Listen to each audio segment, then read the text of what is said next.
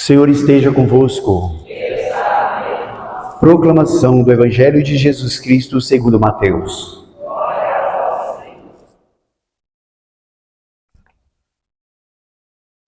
Depois que a multidão comera até saciar-se, Jesus mandou que os discípulos entrassem na barca e seguissem à sua frente para o outro lado do mar, enquanto ele despediria as multidões. Depois de despedi-las, Jesus subiu ao monte para orar a sós. A noite chegou e Jesus continuava ali, sozinho. A barca, porém, já longe da terra, era agitada pelas ondas, pois o vento era contrário. Pelas 3 horas da manhã, Jesus veio aos discípulos e andando sobre o mar. Quando os discípulos o avistaram andando sobre o mar, ficaram apavorados e disseram: "É um fantasma", e gritaram de medo. Jesus, porém, logo lhe disse: "Coragem, sou eu, não tenhais medo." Então Pedro lhe disse: "Senhor, se és tu, manda-me ir ao teu encontro, caminhando sobre as águas." E Jesus respondeu: "Vem." Pedro desceu da barca e começou a andar sobre a água em direção a Jesus. Mas quando sentiu o vento, ficou com medo e começou a afundar. Gritou: "Senhor, salva-me!" Jesus logo estendeu a mão, segurou Pedro e lhe disse: "Homem fraco na fé, por que duvidastes?" Assim que subiram na barca, o vento se acalmou. Os que estavam na barca prostraram-se diante dele, dizendo: "Verdadeiramente tu és o Filho de Deus." Após a travessia, desembarcaram em Genezaré. Os habitantes daquele lugar reconheceram Jesus e espalharam a notícia por toda a região. Então, levaram a ele todos os doentes e pediam que pudesse ao menos tocar a barra de sua veste. E todos os que tocaram ficaram curados. Palavra da salvação. Ave Maria.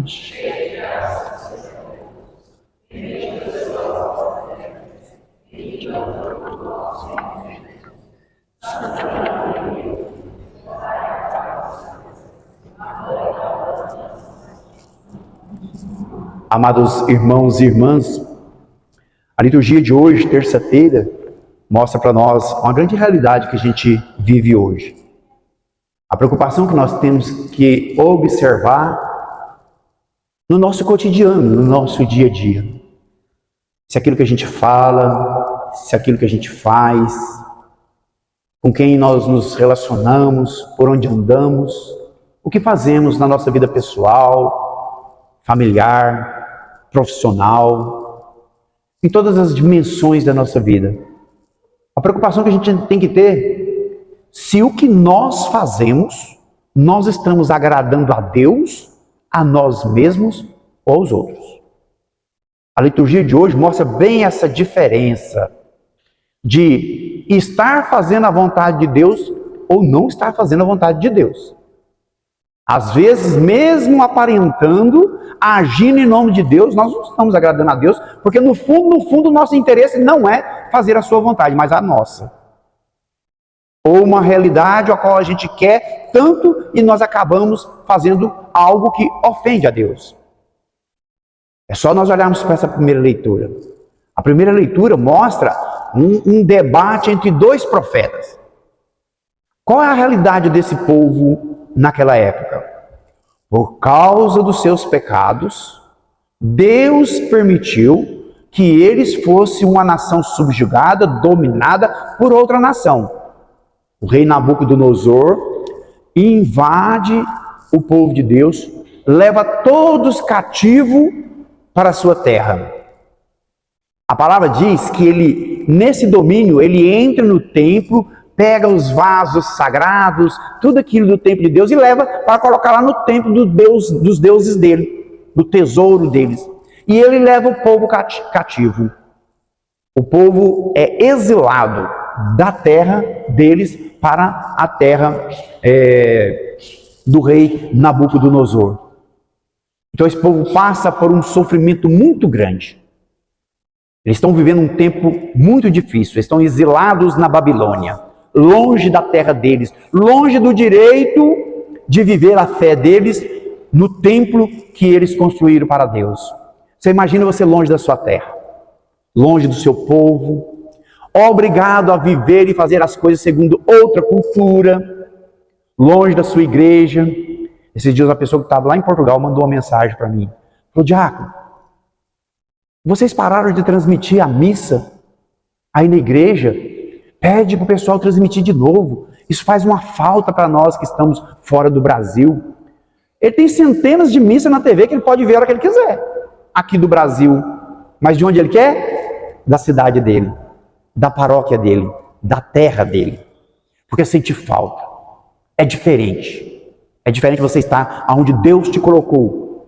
E às vezes, por vários motivos na nossa vida, nós somos obrigados a ter que sair. E ele pediu. E eu até conversei, fiz uma mudança ali no sistema para ver se a gente consegue fazer essa transmissão. Mas uma pessoa pediu, mas e daí se essa pessoa encontra Deus, já está valendo, né?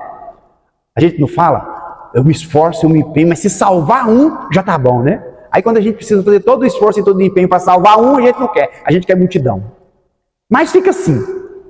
Porque a importância e a dificuldade de estar longe de casa. Nós temos essa realidade aqui na paróquia. Quando a gente está perto das faculdades, tem muitos alunos que vêm para cá participar da Santa Missa, às vezes perguntam se tem grupo de oração, porque estão longe de casa e eles querem encontrar o Senhor onde eles estão. Então presta atenção nessa realidade deles, eles estão vivendo essa realidade.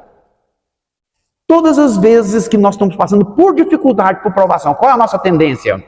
De querer ouvir uma boa mensagem, ouvir algo que agrada o nosso coração, que acalenta o nosso ouvido. A gente quer ser afagado. Nós queremos ouvir o mais fácil. E aí o inimigo entra de várias formas e ele vai te propor o mais fácil. Porque você está frágil. Você está mais fácil você ceder a esses programas, essas ideias. Porque você está longe de casa, longe da sua realidade. O que acontece nessa primeira leitura? Aparece um profeta que começa a dizer para eles, Ananias, não, isso aqui está acabando logo. E ele, como um profeta, ele anuncia, ele faz uma profecia em nome do Senhor. Eu tiro o jugo vai passar, os vasos, Nabucodonosor vai cair, todo mundo vai voltar para casa e nós vamos levar os vasos que ele tirou de lá, nós vamos levar de volta. Ele com a grande mensagem, qual a tendência do povo? A aderir a essa mensagem. Por quê? O que você quer ouvir? Você quer ouvir aquilo que te agrada. Eu quero ouvir aquilo que me agrada. Mas não quero ouvir o que preciso. Eu não quero ouvir o que tenho que ouvir, que vai fazer diferença na minha vida. Mas se agrada os meus ouvidos, se agrada os meus interesses, se agrada os meus planos, aí eu quero ouvir.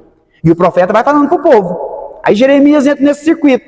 Fala, não é bem isso que Deus está falando, não. Não é bem, não. O jugo vai continuar por causa do pecado de todos. Não é bem, o que você está falando não é de Deus. Muitas pessoas querem uma vida fácil, querem um convite fácil, querem ouvir o mais fácil e por isso afasta de Deus. E Jeremias entra e fala para ele, isso não é verdade. Porque Deus manda Jeremias falar, vai lá e falar para eles que o jugo agora não é de madeira, é de ferro. Eu subjuguei por causa do pecado e assim vai ficar. Até que se converta. Até que se converta. E o que ele vai lá? Avisa o profeta e fala para ele, esse ano mesmo você vai morrer, porque você está pregando mentira, e através da sua mentira, muitos estão entrando e estão se afastando do Senhor. Então, amados irmãos e irmãs, nós temos que ficar atento com as vozes que falam ao nosso ouvido, com as propostas que aparecem para nós. É muito fácil você se apegar às coisas boas. Não, fica tranquila, vai passar. Deus é bom, Deus te entende. A realidade de hoje em dia não é bem a de antigamente. Hoje Deus sabe do nosso sofrimento, da nossa dor. Deus sabe, mas Deus não abre mão da nossa fidelidade, não.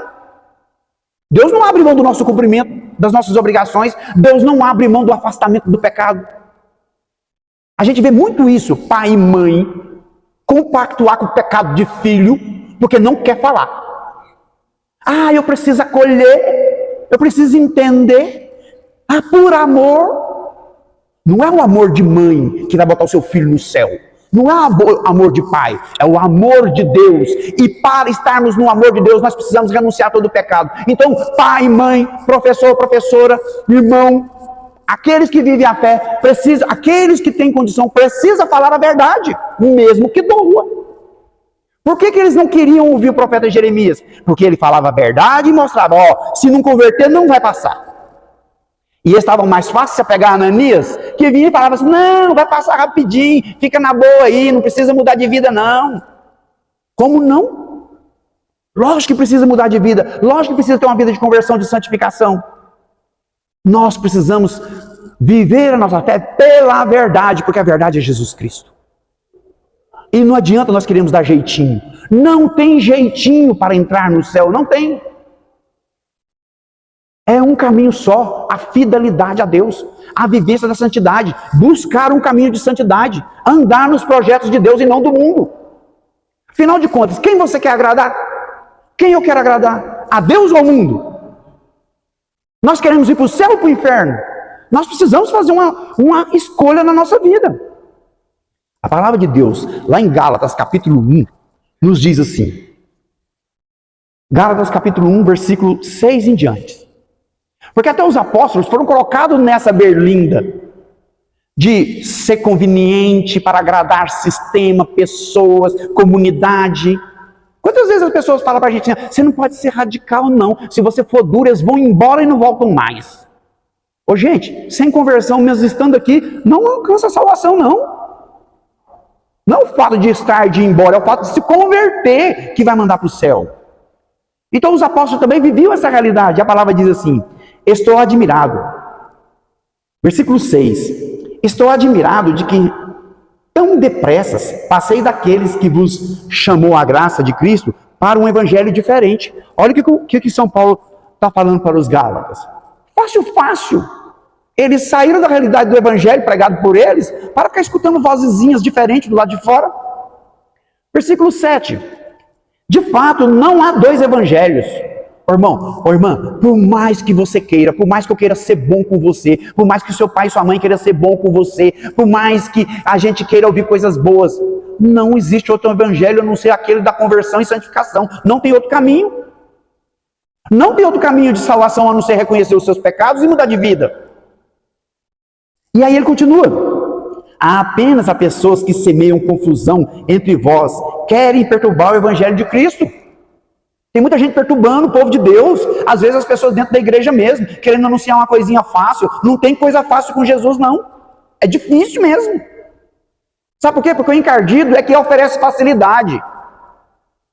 E aí ele continua, mas ainda que alguém, nós ou um anjo, baixo do céu, vos anunciasse um evangelho diferente do que vos temos anunciado, que ele seja anátema. Que essas pessoas que desvirtua o evangelho por conveniência, que sejam anátema. O evangelho é um só. E quando nós olhamos para a cruz de Cristo, nós vemos um evangelho de entrega, de decisão. E ele continua. Repito, aqui o que acabamos de dizer. Se alguém pregar doutrina diferente da que recebeste, seja ele excomungado. O evangelho é um só. O pregado pela Igreja Católica Apostólica Romana, dentro da tradição. O evangelho de renúncia, de conversão, de santificação, de partilha, de amor. E depois no versículo 10. Porventura, o favor dos homens é o favor dos homens que eu procuro? Ou de Deus? Por acaso tem interesse em agradar aos homens? Se quisesse ainda agradar aos homens, não seria servo de Deus. Se você busca agradar sistema, pessoas, se você procura agradar aos homens, nós não servimos a Deus, nós servimos a nós mesmos ou interesse dos outros. Então, amados irmãos e irmãs, nós temos que buscar esse caminho de conversão, esse caminho de santificação, e não ter medo de andar no caminho de Deus. Você conhece aquela historiazinha? Daquela pessoa que, para entrar no céu, cada um recebe uma cruz que você tem que carregar, né? Não sei se você conhece essa história. Cada um recebe a sua cruz. Qual que é a sua cruz? A sua vida, a sua luta, a sua dificuldade, o seu dia a dia, a sua batalha, que você precisa resistir. E como é que você vai entrar no céu? É vivendo a sua realidade. Não adianta você querer procurar um caminho mais fácil. Aí diz que teve uma pessoa que estava com a sua cruz, buscando o caminho do céu. E toda hora, ele tinha uma oportunidade de cortar um pedacinho da cruz dele. Então ele pegava o serrote e serrava um pedacinho da cruz dele. Botava a cruz, continuava andando. Isso é a sua vida, é a minha vida. Todas as vezes que nós tentamos dar um jeitinho na fé para se adequar, porque nós não queremos compromisso com Deus. E ele continua caminhando, e no caminho rumo ao céu, e de longe ele está vislumbrando o céu, e passando por aquele caminho difícil, carregando aquela cruz. Daí um pouquinho, ele acha cansado, ele resolve cortar a mão, um pedacinho da cruz para ficar leve. Ele continua carregando a sua cruz. Sentiu mais leve, né? Aí faz mais um percurso. Quando é que as coisas pesam na nossa vida? É durante o percurso. No início a gente pega, parece que está leve, não está? Mas na caminhada vai pesando, vai pesando, vai pesando o ombro, vai pesando as pernas, vai cansando. A vida é assim. E as provações que entram na nossa vida é essa realidade da cruz. Que nós precisamos aceitar, acolher e carregar com os olhos fixos no céu. E ele continua o seu caminho. Lá na frente ele resolve cortar um outro pedacinho. Até que ele corta todo o pedaço da cruz e ele fica só com a travessa da cruz nas costas. Fácil de carregar. Aí quando ele chegou para entrar no céu, tinha um abismo muito grande. Aí ele chegou lá e falou para São Pedro, que estava lá na porta do céu, que é São Pedro que fica esperando todo mundo, aí que tem a chave, né? São Pedro, como é que eu vou entrar no céu? Tem um abismo muito grande aí. Ele usa a ponte. Usa a sua ponte. Então, São Pedro, tem uma ponte? Tem. Foi lá e procurou a ponte, voltou e falou assim, São Pedro, não tem ponte. Ele usa a ponte e entra no céu. E ele foi lá, procurou de novo. São Pedro está doido. Não tem ponte nenhuma lá. Ele falou, São Pedro, fala logo qual que é essa ponte. Você trouxe a ponte no seu ombro. É a cruz. Só você deitar ela e atravessar por cima. A hora que ele jogou, ela desceu. Porque ela não tinha o tamanho mais original, que seria a distância para atravessar e entrar no céu. A sua dor e a sua dificuldade não é um empecilho para você entrar no céu. Ela é a sua ponte. Então, amados irmãos e irmãs, nós olhamos para a nossa realidade com os olhos fixos. Presta atenção no evangelho de hoje. Enquanto Pedro olhava para Jesus, ele andava sobre as águas com Jesus. Mas por causa da dificuldade, do vento, da provação que bateu, ele tirou os olhos do Senhor, ele afundou. Não queira renunciar às suas dificuldades. Isso aqui não é ser masoquista, não. É uma pessoa que gosta de sofrer, não.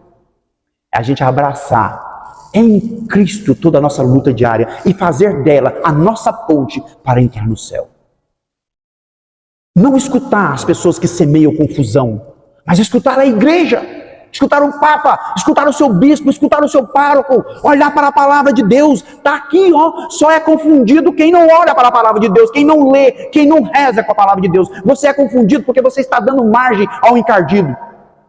Está preso nas redes sociais, está preso nas particularidades do seu celular, da sua vidinha mais ou menos, da sua perda de tempo nas coisas do mundo, na vaidade, no orgulho, no consumismo. Mas não olha para a palavra de Deus. Aqui está a sua ponte. Porque é aqui que nós olhamos o exemplo de Jesus, nós vamos seguir o caminho do Senhor.